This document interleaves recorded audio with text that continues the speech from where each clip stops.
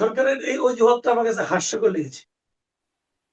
এবং আমার কাছে মনে, আপনার আমাকে একটা কথা বলেন, যে যেটা ফুয়াদ ভাই বললেন, আমি ওই মানবাধিকার কমিশন নিয়ে কথা বলি, এই একটা প্রসঙ্গ নিয়ে আলোচনা করি, যেহেতু উনি এটা দিয়ে শেষ করলেন, আমি এটা কি বলি।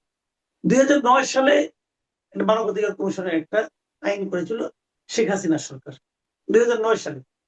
তারপরে 2025-এ এসে এটাকে অধ্যাদেশ আকারে অন্তর্বর্তীকালীন সরকার ব্যবহার করেছে। এই সংসদে 2025-এর এই যে অধ্যাদেশটা, এটাকে রহিত করা হয়েছে।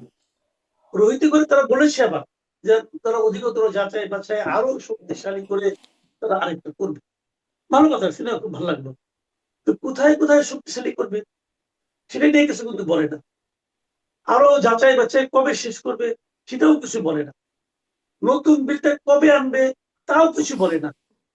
তারপরে তারা আবার আমাদের সান্ত্বনা দিচ্ছে এই কথা বলে, যেহেতু এটাকে রহিত করা হলো, তাহলে মাঝখানের সময়টা দেশে মানবাধিকার কমিশন থাকবে না, তা তো হতে পারে না। অতএব 2009-টাই চলবে। তাহলে 2009-টা এবং 2025-এরটা আমরা পাশাপাশি রাখি। আমরা অন্তর্বর্তী, আমি নিজে ব্যক্তিগত অন্তর্বর্তীকালীন সরকারের অনেক কিছু সমালোচনা করি, আবার অনেক কিছু প্রশংসা করি। যে কটা প্রশংসা করি তার মধ্যে একটা কিন্তু মানবাধিকার কমিশন অধ্যাদেশটা আমার কাছে এটা পছন্দ হয়েছে। কারণ আমার পছন্দ অপছন্দ এটা তো একটা কম্পারেটিভ ব্যাপার।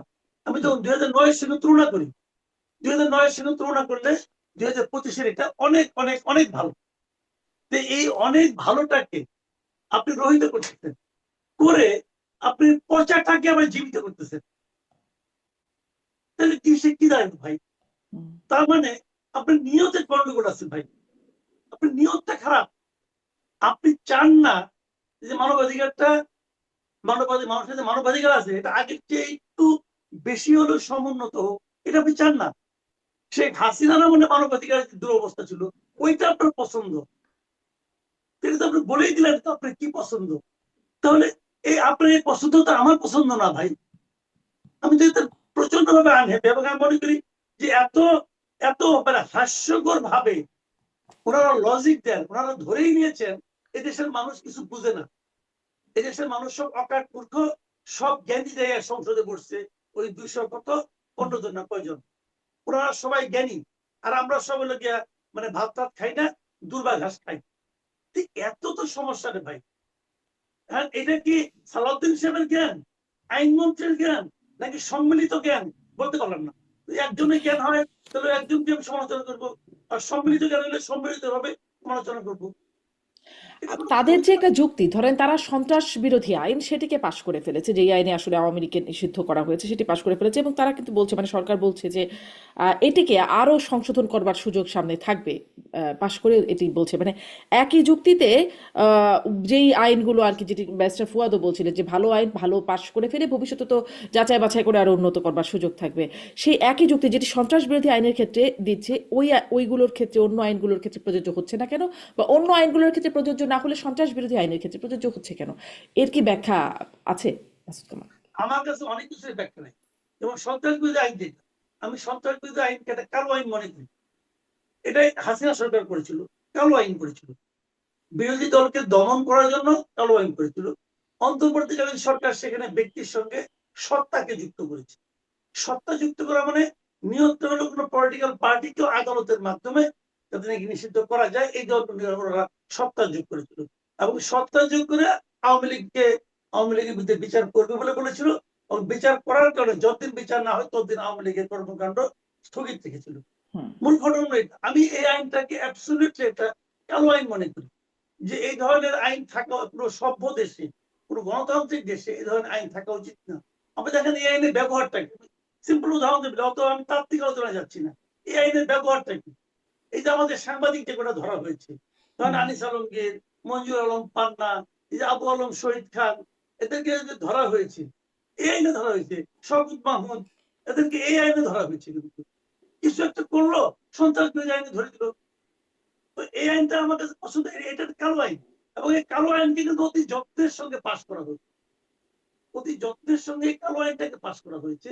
আর ভালো আইনগুলিকে অবহেলা করে ফেলে দেওয়া হয়েছে। যে কয়টা আইন রহিত করছে, এই যে আমি মানবাধিকার কমিশনের কথা বললাম, গুম বিষয়ক যে অধ্যাদেশ সেটা, অথবা ধরেন আপনার এই যে বিচারক নিয়োগ, তারপরে আপনার সুপ্রিম কোর্টের যে আলাদা সচিবালয়, এই প্রত্যেকটা আইনকে আপনি বসুন, ওপেন ডিবেট হোক না রে ভাই, ওপেন ডিবেট। ফুয়াদ ভাই লাগবে না, ফুয়াদ ভাই আইন টাইন পড়াশোনা করছে, উনাকে আনতে পারি না, আমার সঙ্গে ডিবেট করুক না ওপেন। আমি তো আইন বুঝি না, আমার সঙ্গে ডিবেট করুক।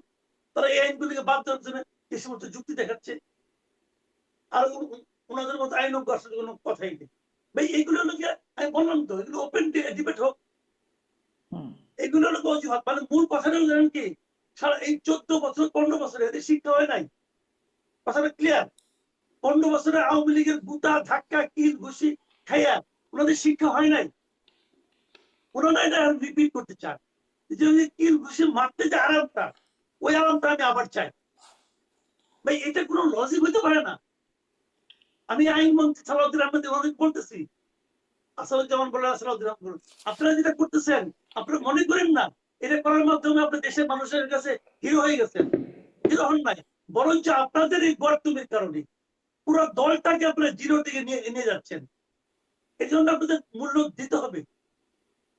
জি, আমি ব্যারিস্টার ফুয়াদ আপনার কাছে একটু সন্ত্রাস বিরোধী আইনটা প্রসঙ্গে জানতে চাই। যে আমার আরেকটি অনুষ্ঠানে মাসুদ কামাল বলেছিলেন এটি কালো আইন, এখন সংসদে যেভাবে পাশ করার সেটাতে অমোচনীয় কালি মানে কালো বানিয়ে ফেলা হলো বা কুচকুচে কালো করে ফেলেছে আইন পাশের মাধ্যমে। আপনার কাছে একটু জানতে চাই, আপনি একজন আইনজ্ঞ এবং আইনজীবী, ফলে এই যে বিচার হবার আগ পর্যন্ত স্থগিত, মানে আওয়ামী লীগ বাদ দিয়ে আমি শুধুমাত্র আইনের জায়গাটাতে এই বিষয়টা জানতে চাই, বিচার হওয়ার আগেই একরকম শাস্তি, এটি কি আসলে আহ, মানে যদি মানবাধিকার সংবিধান আমাদের যে প্রচলিত আইনের রীতিনীতি তার সাথে যায়?